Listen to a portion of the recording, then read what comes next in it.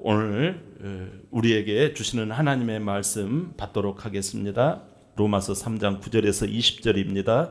두 절씩 교독합니다. 그러면 어떠하냐? 우리는 나으냐? 결코 아니라 유대인이나 헬라인이나 다 죄 아래에 있다고 우리가 이미 선언하였느니라. 기록된 바 의인은 없나니 하나도 없으며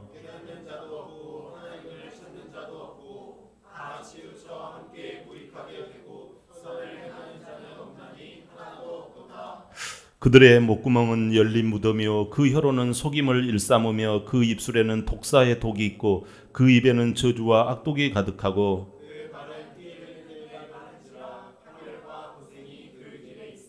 평강의 길을 알지 못하였고 그들의 눈앞에 하나님을 두려워함이 없느니라 함과 같으니라.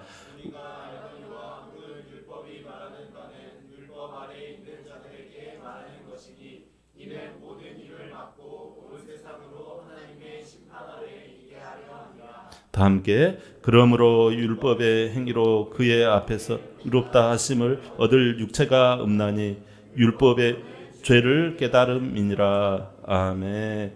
자, 오늘 우리에게 주신 말씀의 제목을 한번 볼까요? 다 같이 시작. 항복이 먼저입니다. 우리 한번 인사합니다. 한 주간 수고하셨습니다. 고생하셨습니다. 우리는 영적인 가족입니다. 주 안에서 사랑합니다. 예, 정말 축복합니다. 고맙습니다. 나와주셔서 감사합니다. 예, 악수합시다. 할렐루야. 예, 잘 지내시죠? 손이 따뜻합니다. 예, 사랑합니다. 사이좋게 지냅시다. 하나님 아버지, 오늘 정말 말씀을 듣습니다. 하나님, 내 생각을 잠재해 가지고 말씀을 듣는 것이 아니라 하나님, 나는 어린아이와 같사오니 위로부터 하나님의 은혜를 부어주시사 이 하나님이여 맹인 이 귀머거리가 보게 하여 주시고 듣게 하여 주시사 주님의 사람으로 한 주간 승리하게 하여 주시옵소서. 예수님의 이름으로 기도하옵나이다. 아멘. 지난 주간에 신앙과 생활이라는 말씀을 전해드렸어요. 믿음과 이 말씀을 알면서도 믿음에 걸맞는 생활을 우리가 못하곤 하지요. 바울은 그거를 놓치지 않고 바로 이야기를 합니다. 그러니까 바울은 대단해요. 우리의 맹점을 너무나도 잘 알지요. 그래서 정말 신앙의 정수는 로마서라고 하는 거예요. 로마서를 알면 우리가 피해 나갈 데가 없어요. 로마서가 너무 우리를 정통으로 정확하게 그냥 제듯이 그냥 정확하게 대입을 합니다. 저와 여러분 듣기에는 이게 쓰디쓴 내용이에요. 썩 아마 여러분 힘드셨을 거예요. 우리가 예수님을 주여라고 한다면 부른다면 교회에서도 본이 되고 세상 중에서도 본이 되는 정말 우리가 기쁘게 그런 삶을 살아야 할 줄 믿습니다. 제가 학교 다닐 때는 교련 시간도 있고 체육 시간이 있을 때 늘상 제식 훈련으로 이게 있었어요. 지금도 아마 있겠죠. 뭐 운동장의 체육 시간에 보면 일렬 정대로 모여, 일렬 횡대로 모여 이렇게 하곤 했어요. 정대라고 하는 것은 앞 사람의 뒷꼭지만 보이는 거예요. 그래서 그냥 이렇게 나란히 하는 게 일렬 정대고 일렬 횡대는 옆으로. 요게 일렬 횡대잖아요. 요즘 설문조사가 나왔는데요. 참 재밌는 설문조사 중에 하나가 당신은 운전 실력이 어느 정도입니까? 타인에 비해서. 그랬더니 90% 이상이 나는 타인에 비해서 운전 실력이 낮다라고 이렇게 결과가 나왔어요. 당신은 도덕적인 면에서 어떻습니까? 윤리적인 면에서 당신은 다른 사람에 비해서 윤리적이라고 생각하세요? 뭐 이런 부분을 이렇게 설문을 했는데 거기에서도 나는 다른 사람보다도 더 윤리적이고 도덕적이다라는 데이터가 90% 정도 이렇게 나왔어요. 우리는 자주 비교를 해요. 뉴스에서 저 진짜 범죄자보다 나는 훨씬 낫지 뭐. 아유 저런 나쁜 놈 막 이렇게 하면 막 치를 떨곤 합니다. 카톡 그 푸사 있잖아요. 사진 멋지게 찍은 사진을 보면서 순간 비교합니다.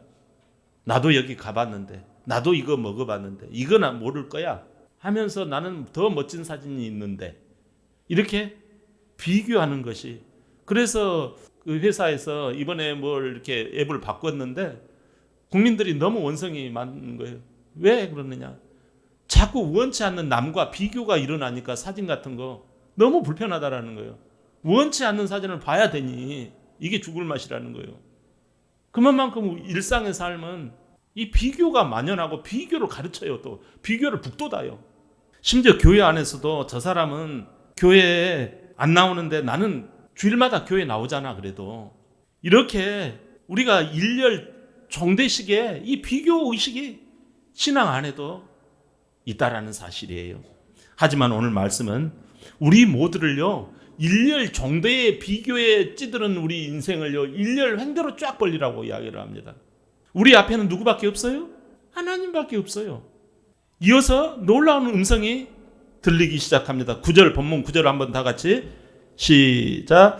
그러면 어떠하냐? 우리는 나으냐? 결코 아니라 유대인이나 헬라인이나 다 죄 아래에 있다고 우리가 이미 선언하였느니라. 아멘. 자, 여러분, 유대인이나 헬라인이나 뭐 종교인이나 비종교인이나 착한 사람이나 나쁜 사람이나 다 우리가 죄 아래에 있다 이라는 거예요. 다 죄인들이라는 거죠. 정도의 차이가 있을 뿐이에요. 죄가 50보 100보예요. 너는 50보만큼 죄를 더 질렀고 나는 100보만큼 더 저질렀고 뭐 이 차이밖에 없다라는 거죠. 그러면 뭔데요? 결국은요, 이렇게 일렬 종대로 쫙 세워놓은 것은요, 우리 모두가 다 가능성이 없다라는 거예요. 항복이 먼저라는 거예요. 오늘 함께 볼 복음의 시작이 바로 이거예요. 불편한 내용이 계속 이어져요. 하지만 이 진단을 정직하게 받아들이는 것이 신상에 유리합니다. 이게 좋습니다. 처음에 병원에 갔을 때 당신 큰일 났어요. 그런 말을 들으면 덜컹 겁이 나고 아유 속상해. 아유, 밥맛도 떨어지고 그러지요. 그러나 여러분 의사의 진단이 정확한 진단을 할 때 여러분 수술을 하게 되어지고 나중에 낫게 되어지는 줄 믿습니다. 그걸 알고 나면요 우리는 행복복음, 천국복음 시작되는 거예요. 영생복음이 우리에게 시작이 되는 거예요. 함께 보겠습니다. 오늘 바울은 로마서 1장에서는 뭔 이야기를 했어요? 1장에서는 이방인들의 죄를 말했어요. 야 너희들 자연 만물 코스모스를 봐라, 꽃을 봐라, 묘화를 봐라. 그것을 보면 하나님이 창조주이고 모든 우주 만물을 만들었다는 걸 왜 알지 못하겠느냐. 알 수 있잖아. 근데 그것들을 무시하고 그냥 알만한데도 하나님을 영화롭게도 안 하고 너희들 우상 숭배하고 동성애 짓거리하고 나쁜 짓 저지르는 거, 그 이야기를 꺼내니까 이 유대인들이 바울의 그 편지 글을 보면서 고개를 끄덕끄덕합니다. 맞아. 이방인들이 저래서 문제야. 우리는 다르지. 우리는 하나님의 율법의 말씀을 가지고 있고 율법의 말씀을 우리가 척척 알잖아. 그런데 2장에서는 바울은 갑자기 방향을 확 틀어가지고 유대인을 향하여 또 이야기를 합니다. 너희도 똑같아. 율법을 안다고 자랑하는 너희가 말씀 앞에 끄덕이지만 너희 지금 신앙과 너희의 삶을 봐라. 말로는 예수님을 주인으로 믿고 예수님을 사랑한다고 하는 너희들의 모습 봐라 말이지. 그것이 하나님을 욕을 먹인다니까 라고 바울은 이야기를 합니다. 그리고 오늘 3장 9절에 결론을 내리기를 그러면 어떠하냐? 우리가 나으냐? 결코 아니라. 바울은 지금 유대인이든 이방이든 종교가 있든 없든 율법을 알든 모르든 하나님 앞에 우리 모두는 의롭지 않다라는 거예요. 그래서 10절부터 18절에 보면 구약의 성경 시편이나 이사야를 가지고 쭉 인용하면서 말해요. 10절부터 한번 볼까요? 10절 시작. 기록된 바 의인은 없나니 하나도 없으며 깨닫는 자도 없고 하나님을 찾는 자도 없고 다 치우쳐 함께 무익하게 되고 선을 행하는 자는 없나니 하나도 없도다. 지금 몇 번이나 반복하면서 이야기 꺼낸 이야기가 반복점이 무엇입니까? 여러분 하나도 없다라는 거예요. 깨닫는 자도 없고 하나님을 찾는 자도 없다. 우리도 하나님 찾지 않나요? 근데 너희들이 아니라는 거예요. 그게 너희들의 마음의 실체를 말하는 거예요. 몇 번이나 반복하면서 선을 행하는 자도 하나도 없다라는 거예요. 구체적으로 13절에서 18절까지 죄가 우리의 몸의 각 기관에서 어떻게 일어나는지를 한번 이야기를 하고 있습니다. 목구멍은 열린 무덤이다. 여러분 목구멍은요, 목구멍에서 그 냄새를 맡아보니까 썩은 냄새가 나오더라는 거예요. 그게 무슨 뜻이에요? 여러분 이건 죽음의 기운이 그 사람에게서 나오더라는 거예요. 또 혀로는 속임을 일삼고 교묘한 거짓말을 해요. 누가 들으면 진짜인 것 같이 봐요. 입술에는 독사의 독이 있고 입술에서요 해치는 말, 남의 약점을 공격하는 말, 입에는 저주와 악독이 가득하고 발은 피 흘리는 데 빠르고 그 길에는 파멸과 고생이. 여러분, 우리 각 몸의 각 기관요, 눈을 쳐다보면 눈에, 손을 쳐다보면 손에, 입을 쳐다보면 입 안에 온 우리의 몸의 각 기관이 죄덩어리라는 거지요. 이게 우리 인간의 실상이에요. 인간의 본성은 악하다라는 거예요. 신앙은요, 우리 성경은 인간은 본디 악하다라고 주장을 해요. 19절 제가 봉독할게요. 우리가 알거니와 무릇 율법이 말하는 바는 율법 아래에 있는 자들에게 말하는 것이니 이는 모든 입을 막고 온 세상으로 하나님의 심판 아래에 있게 하려 함이라. 여러분, 율법의 목적이 무엇이라고요? 율법의 목적이 입을 막는 거에 있어요. 여러분, 변명하지 말라라는 거예요. 말씀을 너희한테 제시하는 것은 변명하지 말라라는 것입니다. 주장하지 못하게 하는 거예요. 나는 괜찮아라 라고 말하지 못하게 하는 거예요. 이게 목적이라는 거예요. 다시 말하면 자기의 주장, 자기의 형편, 자기의 어쩔 수 없었다라는 그런 말을 아예 봉하게 하려다라는 거예요. 그게 율법의 목적이라는 거예요. 말씀의 목적이라는 거예요. 무슨 말이에요? 여러분, 진짜 우리에게 중요한 것은 항복이 먼저라는 거예요. 항복하고 계십니까, 여러분? 본문 20절의 결론을 다 같이 한번 볼까요? 시작. 그러므로 율법의 행위로 그의 앞에 의롭다 하심을 얻을 육체가 없나니 율법으로는 죄를 깨달음이니라. 아멘. 여러분, 율법을 지켜서 하나님 앞에 의롭다 함을 받을 사람이 있느냐라는 거예요. 율법은요, 우리를 의롭게 만드는 것이 아니라고 하는 거예요. 우리의 죄를 깨닫게 만드는 도구예요. 이것이 오늘 바울은 지금 모든 사람을 일렬 횡대로 쫙 펼쳐놓고 하나님 앞에 세워놓고 있어요. 너희 모두는 다 죄인이다. 땅땅땅. 아무도 의로운 사람 없다. 땅땅땅. 그거 여러분들 동의하느냐라는 거예요.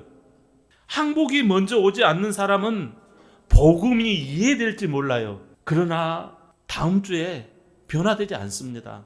그러니까요, 아무리 말씀을 들어도 변화가 안 돼. 저건 나하고는 상관없어. 나는 특수한 상황이야. 나는 이걸 안 지켜도 별 무리가 없어. 자기 변명을 자꾸 주장한단 말이에요. 복음은 그러지 않아요. 말씀은 우리에게요, 뭘 드려요? 항복하라는 거예요. 이렇게 항복하지 않는 상태에서 복음을 이해하면 뭐냐면, 뭐 예수님이 우리를 구원해 주신 거 알았어요. 근데 별로 뭐 좋지 않아요. 이렇게 하고 마는 거예요. 나에게 가능성이 없음을 깨달아야지 복음이 효력이 있는 거예요.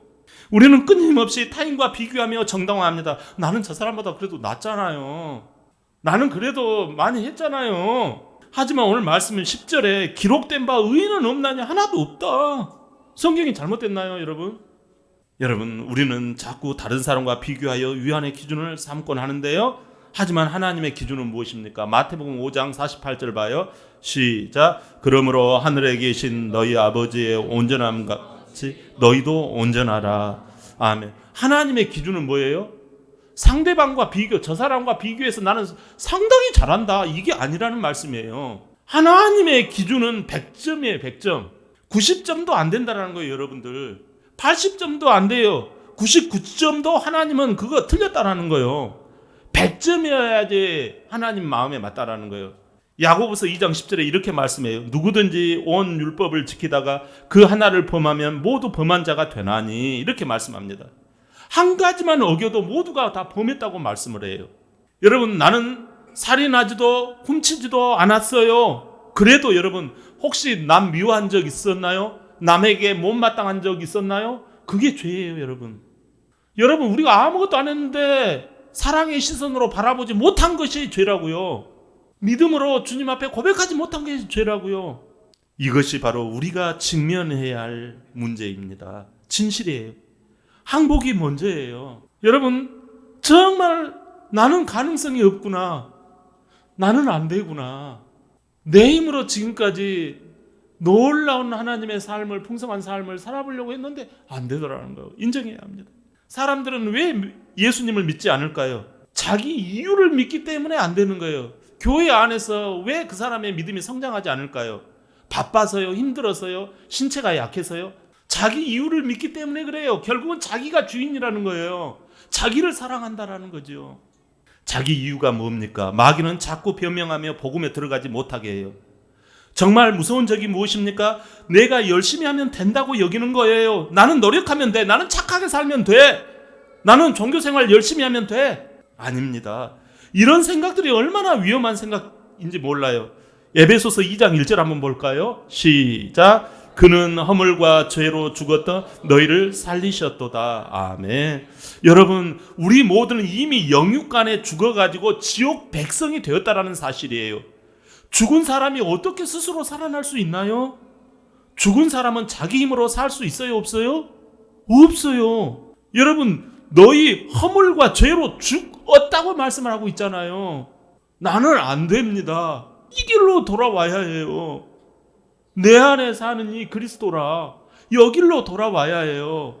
본문 20절 우리 다시 한번 볼까요? 본문 20절 시작. 그러므로 율법의 행위로 그의 앞에 의롭다 하심을 얻을 육체가 없나니 율법으로는 죄를 깨달음이니라. 아멘. 여러분, 율법을 지켜서 의롭게 될 수 없어요. 선한 행위로 하나님 앞에 인정받을 수 없어요. 천주교는 선행을 많이 하면 천국 간다고 그래요. 그러나 우리 개신교에서는 선행을 해가지고 천국 못 가요. 여러분, 어떤 불교나 다른 종교 활동으로 우리가 구원받을 수 있는 게 아니에요. 공부로 구원받는 게 아니에요. 여러분, 율법은 거울과 같아요. 하나님 말씀은 거울과 같아요. 말씀 거울은 우리의 더러움을 보여줄 뿐이에요. 우리가 말씀을 보면요, 온통 나의 더러움과 연약함과 약점투성이에요. 아우, 이거 지키다가 한숨 푹푹 나와요. 그렇다면 우리는 이제 어떻게 해야 된단 말입니까? 아니, 그런 목사님은 노력도 하지 말라. 뭐 해란 말이에요. 하나님은 우리더러 절망하라는 거예요.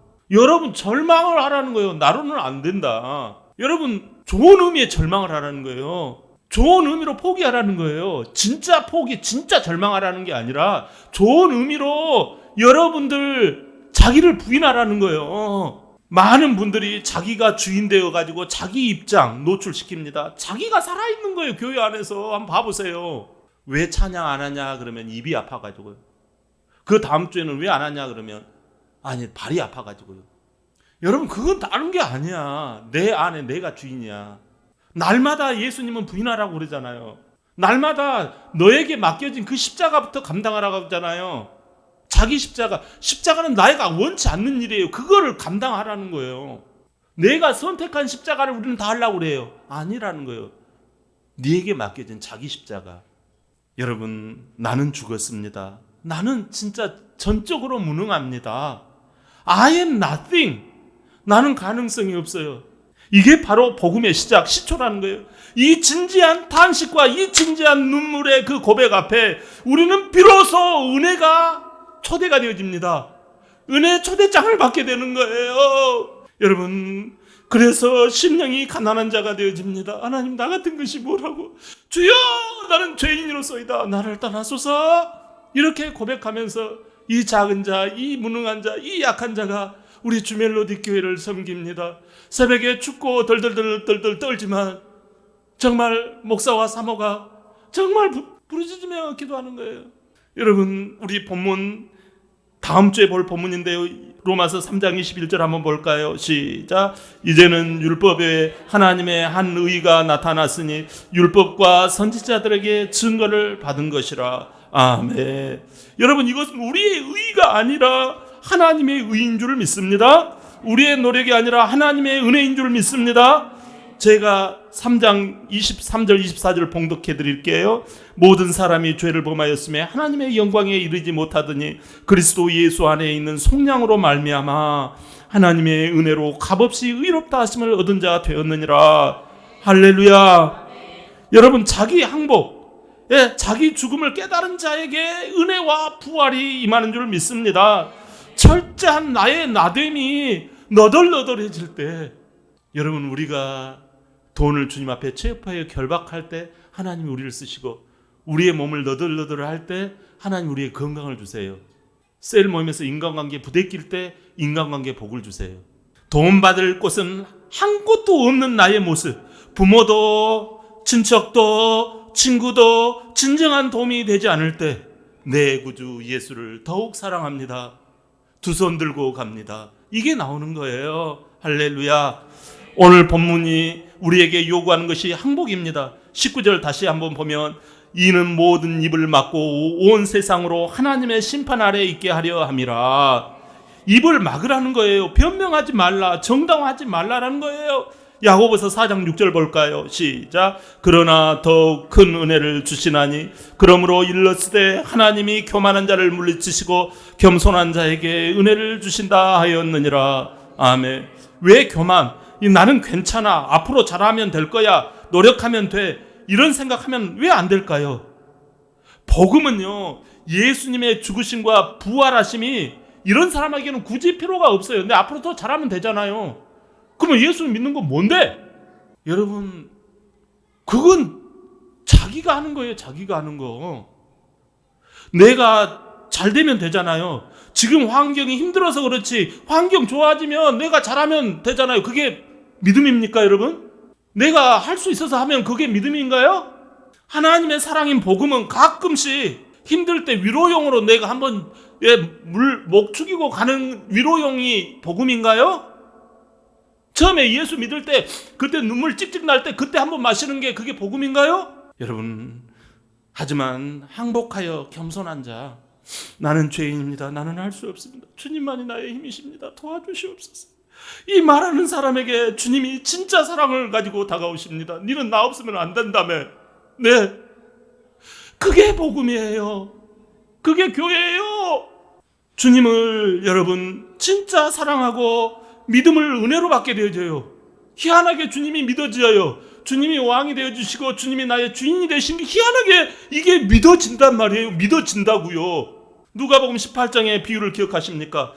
바리새인과 세리의 기도가 나와요. 바리새인은 나는 저 세리와 같지 않습니다 라고 자랑해요.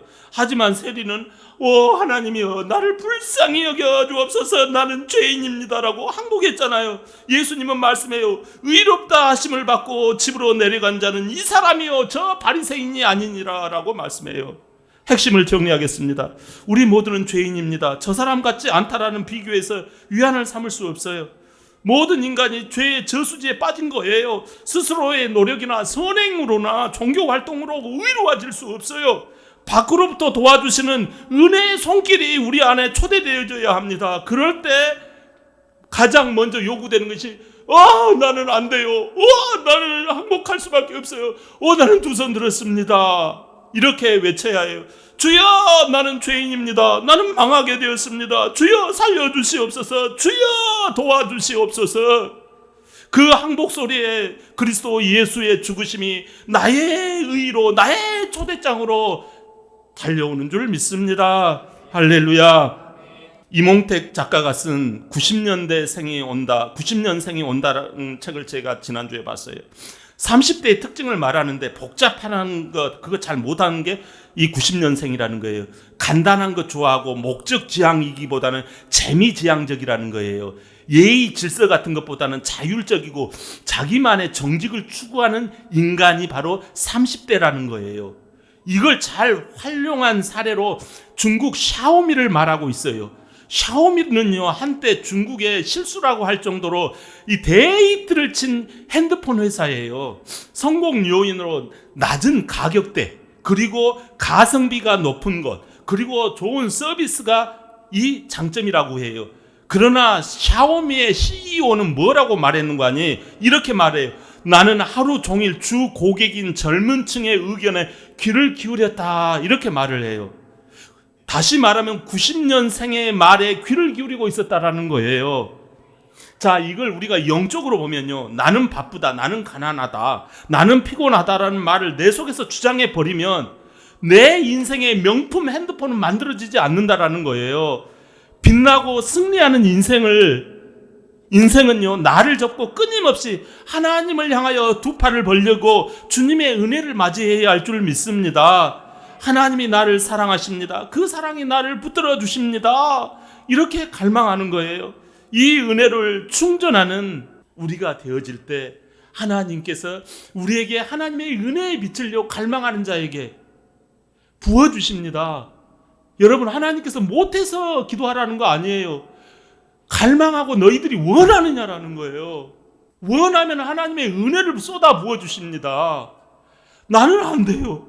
하나님 아버지, 나 같은 사람도 구원받을 수 있나요? 이렇게 구원의 가능성이 나에게 아무것도 없는 것 같이 보이고 눈물이 나오고 정말 콧물이 쏟아질 때, 그럴 때 하나님께서 와락 다가옵니다. 내가 너를 구원하지 않고 내가 누구를 구원하겠니? 이렇게 다가오는 거예요. 사랑하는 여러분, 이번 한 주간 이 은혜를 충전하는 우리의 생각, 우리의 마음이 되어야 할 줄 믿습니다. 우리가 정말 오늘 말씀을 한 문장으로 정리하면, 우리 모두 죄인이기에 나를 먼저 내려놓고 항복하고 인정할 때 주님의 죄 용서와 의로움이 밀려와서 순종의 삶을 살아갈 수 있다는 사실이에요. 이번 주 어떻게 살아가야 할까요? 세 가지를 보겠습니다. 우선 자신의 죄 앞에 진실해야 합니다. 우리는 완벽한 척 할 수 없어요. SNS에서도 교회에서도 나는 괜찮아라고 말합니다. 자기를 오픈하지 않습니다. 완벽한 척 못하면 죄를 짓고도 그럴 수 있지 뭐. 누가 날 뭐라고 그래? 너도 그러잖아. 이렇게 이야기합니다. 사랑하는 저와 여러분, 하나님 앞에 무릎 꿇어 항복해야 할 줄 믿습니다. 둘째, 은혜의 매일 감사하십시오. 우리는 쉽게 잊어버려요. 구원의 간격을 잊어버려요. 값없이 죄 용서 받고 의롭게 되었다는 사실을, 그리스도가 나를 대신해서 죄 문제를 해결해 주셨다는 사실, 매일 아침 이 진리를 기억하시기를 바랍니다. 나는 내 공로가 아니라 그리스도의 공로로 구원받았다. 매일 저녁 이 진리에 감사하십시오. 오늘도 나는 주님의 사랑에 정말 사랑으로 반응하리라. 저와 여러분, 내가 항복하지 아니하면 은혜를 말하는 사람 앞에 짜증을 내게 되지 않을까요? 그래서 12월 1일 월요일부터 21일간 은혜 안에서 가족들과 함께 기도로 준비하는 새해 2016을 우리가 매일 내년 감사를 바라보며 적어보시기를 바랍니다. 셋째, 비교하지 말고 주님과 나와의 관계를 팽팽히 해야 합니다. 우리 모두는 죄인이에요. 누구도 더 낫지 않습니다. 누군가의 잘잘못을 보았을 때 판단이 오게 되겠지요. 그러나 나도 은혜가 아니었다면 저렇게 될 수밖에 없다. 주님, 저도 죄인입니다. 저에게 은혜를 베푸신 것처럼 저 사람에게도 은혜를 주시옵소서. 이렇게 자동적으로 들어오는 판단을 우리가 물리치시기를 바랍니다. 이 세 가지가 내 힘으로 될 수 없어요. 오직 내가 죽을 때, 내가 항복을 할 때, 죄덩어리인 나를 주님 앞에 꿇어 엎드리며 회개할 때, 주님 앞에 먼저 항복할 때 가능한 일인 줄 믿습니다. 이 항복의 은혜로 주님이 주시는 승리를 맛보시기를 주의 이름으로 축원합니다. 아멘.